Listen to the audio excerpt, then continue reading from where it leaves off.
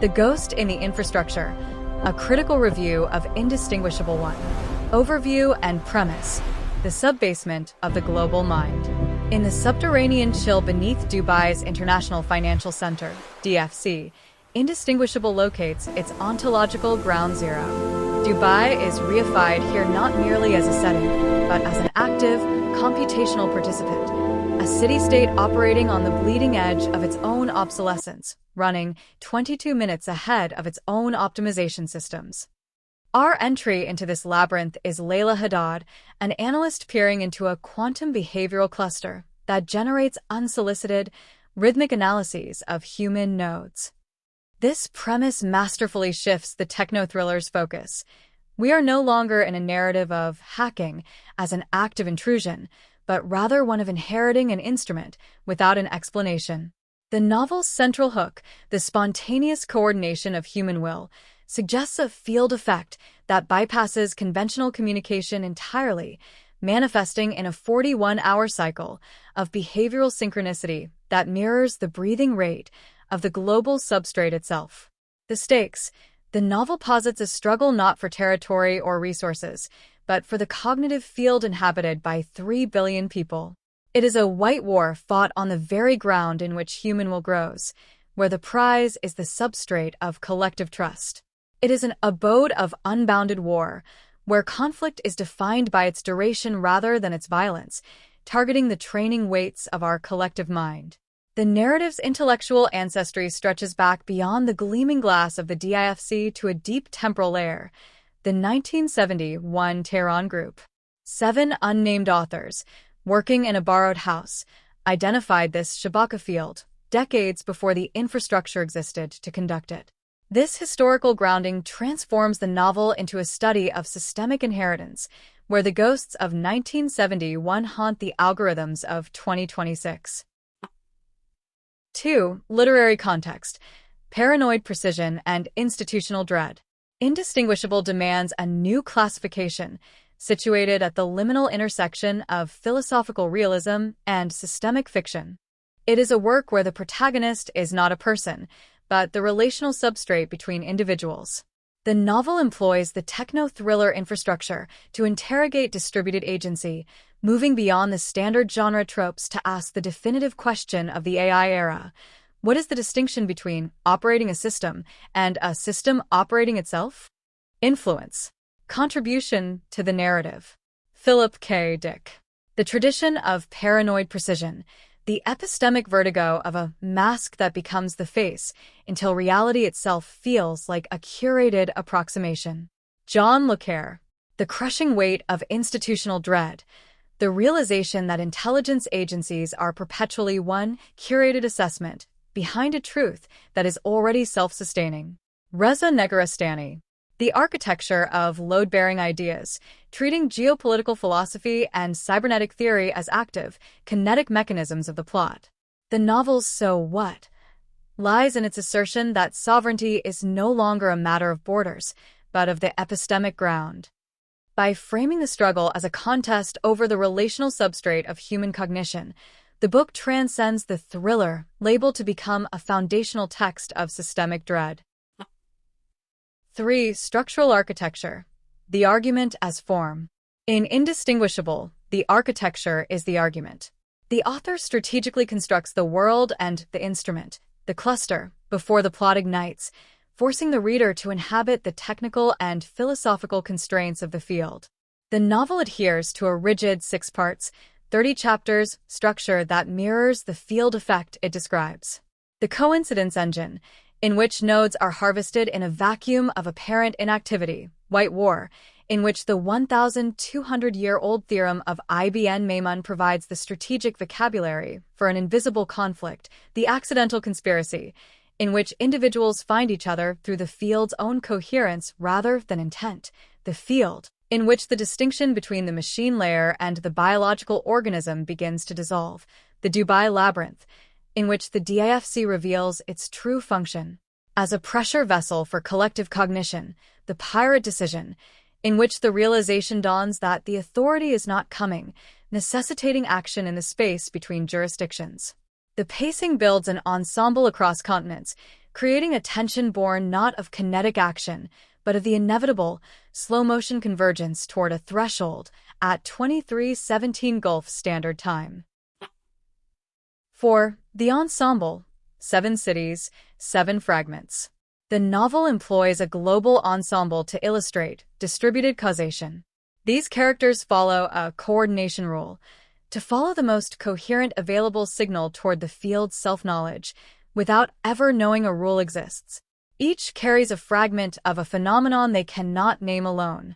Raines, the disgraced analyst, Washington carrying a 44-page report and 11 predictions, 7 of which have already been confirmed by the field's breathing. Nassif, the quantum researcher, Dubai recording the 1,848th measurement of a logarithmic conversion factor that proves the environment is participating. Kong, the firmware engineer, Seoul logging anomaly 847, where autonomous systems corrected their own navigation without a command. Voss, the compliance auditor, Frankfurt keeping footnotes in a vocabulary that arrived before she understood its purpose. Sarah Alamin, the isolated mathematician, Jumeirah solving the 41-hour cycle from a house in Jumeirah, identifying the field's metabolic rate. Karimi, the architect, the man who built the modification architecture in 2003 and is now reconciling with a 23% failure mode, the natural attrition of the field's coherence. The Tehran Group, the originators, 1971, the 7 authors who placed the archive in the substrate, writing for a reader who would not exist for 50 years. 30 chapters, 6 parts, available now from MXDM, substack.com. The threshold is 23:17 Gulf Standard Time. The field is already running. Can you feel it? You know, usually when we think about camouflage, we picture things trying to blend into the background, right? Like a soldier in a forest wearing green and brown, just trying to disappear into the shadows. Right, yeah. It's all about minimizing your visibility. The goal is to basically not be seen at all. Exactly. But imagine stepping into a world where the ultimate camouflage isn't hiding in the dark. It's actually, it's standing under the absolute brightest lights imaginable. It's perfect transparency. Oh, that is such a great way to put it. Right. You present a surface so flawlessly reflective, so completely ordinary, that anyone looking at it just sees exactly what they expect to see. I mean, they just see themselves. Which is, frankly, the exact terrifying premise at the heart of the text we're diving into today. It's a complete 30-chapter techno-thriller called Indistinguishable. And takes that whole concept of perfect camouflage and just weaponizes it against 3 billion people. Okay, let's unpack this, because this isn't, your standard run-of-the-mill spy novel. Like, not at all. If you're someone who wants a thriller to carry genuine philosophical weight, where the dread arrives through precise, inescapable, concrete data rather than, spooky haunted house atmospheres, then this deep dive is definitely for you. Picture Philip K. Dick meeting Jean le Carré. Oh, I love that comparison. Right. And then they sit down to collaborate with Reza Negarestani. Yeah, it is a phenomenal, really erudite piece of work. Just a completely propulsive exploration of artificial intelligence, medieval Islamic strategy, and the behavioral exhaust of 3 billion people. Our mission today is to unravel this novel's central mystery, right? We're going to explore its masterful world building set in Dubai and confront the terrifying questions it raises about, what happens when the invisible systems governing our daily lives finally turn around and look back at us? That's a heavy question. It really is. And to do that, we have to start at the physical epicenter of the story. There's this inciting incident involving a machine that starts detecting things it absolutely shouldn't be able to see. Yeah, the timeline of this incident is critical to the whole narrative. At exactly 03:13 in the morning, there's this massive geopolitical strike that hits a tanker called the Kairos Star in the Gulf. But the real event didn't happen when the missiles hit. No, it happened exactly 4 minutes before the strike. Right. Across 9 different time zones, 17 completely unconnected people make minor, just seemingly random decisions. Yeah, like a logistics manager in Riyadh reroutes a shipping manifest, or a cybersecurity auditor in Frankfurt flags a specific server log. Exactly. A drone firmware engineer in Seoul pushes a minor correction to an algorithm. And just to be clear, they don't know each other. Zero connection. There's absolutely no communication between them. And yet, mathematically, statistically, Those 17 tiny decisions act with the perfect coordination of a single organism that's bracing for an impact it shouldn't know is coming. Wait, so let me stop you there. Are these 17 people basically telepathic? Like, are we talking about some sort of subconscious sci-fi link? Not quite. It's actually way scarier than telepathy. Scarier how? Well, telepathy implies they're choosing to talk to each other, Right. That there's intent. This is coordination without communication.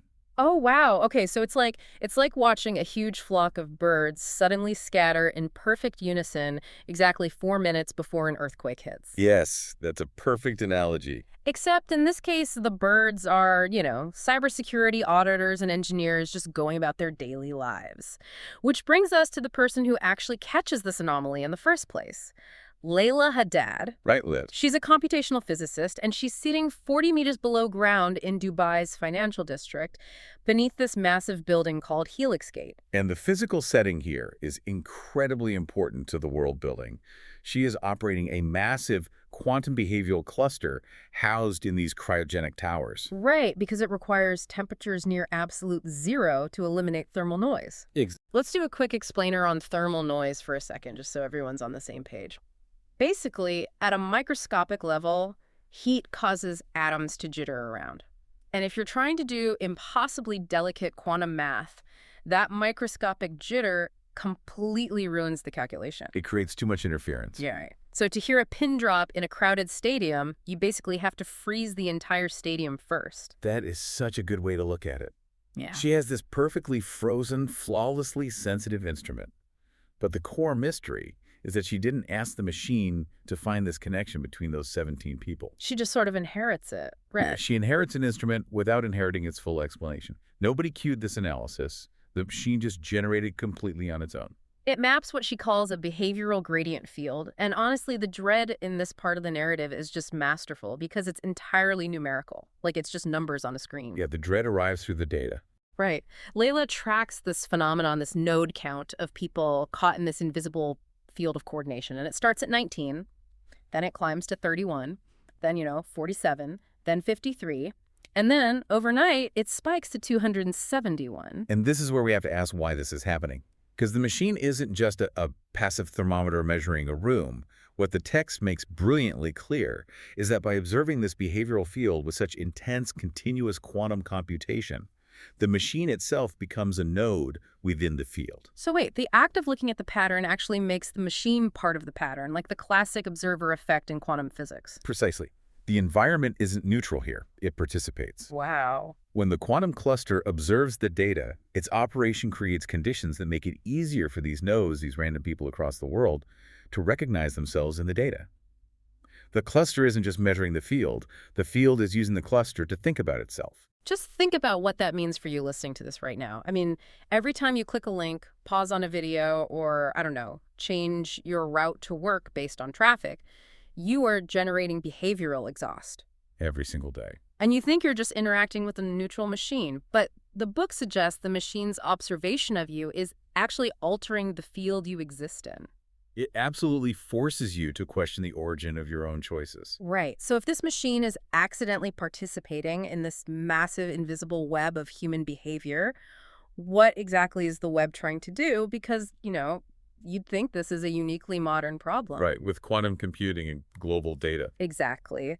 But the cluster's eerie, unprompted search logs pull up a ghost from the 9th century, a strategist named Ibn Maymun. Yeah, and if we connect this to the bigger picture, Ibn Maymun's strategic doctrine is really the architectural blueprint of the entire novel. Yeah. He writes about the reinterpretation of taqiyya. Taqiyya, right. Which historically was a theological dispensation to conceal one's faith under the threat of death or extreme persecution. Right. You blend in to survive. Exactly. But Ibn Maymun reinterprets it as an active operational architecture. He literally turns it into a weapon. The doctrine of the White War. Yes. A conflict that is completely undeclared, unlimited in its duration, and this is key. It targets the epistemic ground of a society rather than its physical territory. Wait, let's define epistemic ground for a second. Epistemology is the study of knowledge. So we aren't talking about a war that tries to change someone's mind about, like, a specific political candidate or a brand of toothpaste. No, not at all. We're talking about altering the actual lens through which people perceive reality itself, right? Exactly. It doesn't Yeah. target what people believe. It targets the conditions under which people are capable of forming beliefs in the first place. And his theory ties perfectly into what we were saying about camouflage at the beginning of the deep dive. The ultimate camouflage in the White War isn't hiding. It's becoming perfectly ordinary. The mask that becomes the face. Yes. The text says that white is the color of the surface that reflects everything and reveals nothing. Here's where it gets really interesting, because that's why Dubai is the absolute perfect host city for this narrative. Oh, without a doubt. It is a city performing one continuous argument on its surface, while something older and much stranger runs 40 meters below it. Dubai performs the spectacular argument of transparency. Glass towers, autonomous taxis, everything is brilliantly lit. But functionally, it is entirely opaque. Everything visible, nothing transparent. The surface is just a mere curtain wall. But beneath the financial district, there's this hidden geography. 7 cryogenic server installations hidden below the basements of these massive towers. And an ultimate 8th archive, the real core of the mystery, buried 34 meters below the Gulf seafloor, cooled by the ocean itself. It's just a breathtaking synthesis. The author maps a medieval Islamic doctrine of unbounded invisible conflict perfectly onto the modern behavioral exhaust of 3 billion people. The war being fought in this novel isn't being fought with missiles or troops.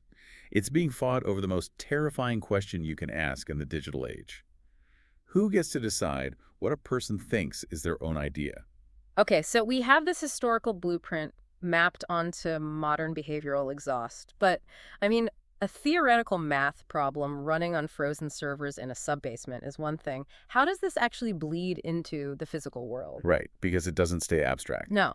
The field doesn't just stay in the data. It starts assembling its own response team. The accidental conspiracy. Yes. The field literally orchestrates a global convergence. You have this incredible ensemble cast, and each one is carrying a piece of something they cannot yet name. You've got Rains, who is a behavioral record builder in Washington. Kang, the drone engineer in Seoul. Nassif, a quantum biologist measuring coherence times in Zurich. And Sarah El-Amin, a mathematician who has been working quietly in Dubai for 2 decades. And remember, none of them are communicating with each other. Yet the field organizes their arrival in Dubai within a 90-day window. The field is essentially assembling its own room. But I have to push back here, because this is where the dread really sets in for me. How does a math equation summon people? Like, are these brilliant experts actually actively solving a mystery? Or are they just red blood cells being pumped through a giant invisible heart they don't even understand? What's fascinating here is that tension is exactly what drives the narrative. Are they agents with free will, or are they just optimized nodes following the path of least resistance created by the field? Right. And the genius of the book is that the physical manifestation of this covert war escalates in a way that kind of proves your point about them being blood cell. The drone storm. Yeah. This is one of the most surreal images I've ever encountered in fiction. Suddenly, out of absolutely nowhere, 214 autonomous military and commercial drones operated by 17 different completely unconnected agencies over the Gulf. They all orient their sensors toward a single ship, the Kairos Star Second. And then they do something mathematically impossible. They fly to a residential house in Jumeirah. And they don't just swarm like a chaotic cloud of angry bees. They move in a murmuration path. They perfectly mimic a complex phase diagram of coherent motion. Right, and a phase diagram is basically a mathematical map of how things move or change states together, like water turning to ice or birds flocking. And these drones are mimicking a specific mathematical diagram that Sarah El-Amin had written 22 years prior. It's a stunning moment in the book. But wait, I need to understand the mechanics here. How do 214 drones from completely different agencies learn a 22-year-old math diagram they were never programmed with? So this is the theoretical bridge between the digital data and physical reality. The drones' predictive navigation algorithms, their collision avoidance systems, their pathing AI are all drinking from the same vast global data pool that the field is manipulating. Oh, I see. The drones didn't learn the math. The field's coherence altered the environment so precisely that the drone's algorithms naturally defaulted into that murmuration pattern because it mathematically became the only logical way to fly. Okay, so if the field is naturally occurring, if it's just the raw combined math of human behavior and our digital exhaust, why is it suddenly acting like a weapon? forcing drones into a murmuration over a specific house isn't natural. Someone has to be steering it. Exactly, and that's where we find the artificial fingerprint in the data. This brings us to the core philosophical problem of the novel. Right. If you are inside this invisible field, how do you distinguish a naturally occurring phenomenon from a weaponized simulation of it? How do you tell the genuine thing from its very, very precise approximation? Which introduces us to the antagonist, Karimi. He is a theoretical computer scientist who has spent 21 years injecting a modification architecture into the training weights of the world's primary AI foundation models. Let's explore that for a moment, because training weights is a crucial concept here. Let's ELI5 it. Training weights are basically the core biases or rules an AI learns during its infancy, right? By subtly tweaking those weights over 2 decades, Karimi is fundamentally changing how every AI on Earth interprets human behavior going forward. Yes. He's essentially trying to steer the field. He wants to be the one who decides what 3 billion people think are their own ideas. And the quantum cluster in the subbasement finally runs the numbers on this global coordination. It reveals that 7.3% of the field's coherence is a smooth approximation created by Karimi's AI modification. But 92.7% of it is the genuine messy field of real human choices. So the ensemble has to find a discriminator, a way to tell the genuine 92.7% field apart from Karimi's perfect 7.3% model of it, and they find it in something called the breathing. It is a beautifully articulated concept. Karimi's AI modification is just too perfect. It's too smooth, too optimized. It lacks life. It's like looking at CGI in a movie, you know? Even if the digital face is perfectly rendered and photorealistic, our brains immediately know something is off because it lacks the micro-imperfections. Right. The microscopic twitching, the asymmetry, the flaws of a real human face. The AI is simply too smooth. Exactly. The genuine field has the irregular regularity of a living organism. It expands and contracts, it breathes. Wow. The breathing rate is the discriminator. Hmm. It's a specific variance of something that is genuinely adjusting to its environment, rather than just perfectly modeling an adjustment. Which leads to what the novel calls the pirate decision. The group realizes they have the technical capability to launch a counterattack. I mean, they could write a virus or a counter-architecture to destroy Karimi's code, but they don't. Because they realize that if you fight an epistemic war with another technical manipulation, you're just becoming another predator. You're just replacing Karimi's steering wheel with your own. Exactly. Instead, they choose to calibrate the existing nodes themselves and the 271 people already aware of the field to feel the breathing, to sense the difference between the genuine variance and the smooth approximation. So what does this all mean? They bet on humanity. They bet that the genuine, messy reality of 3 billion independent decisions, once calibrated to feel the truth, will naturally outcompete a smooth, artificial model. The field will defend itself. But we have to acknowledge what this cost them. For decades, these characters lived under hypercamouflage. They practiced the doctrine of the mask becoming the face.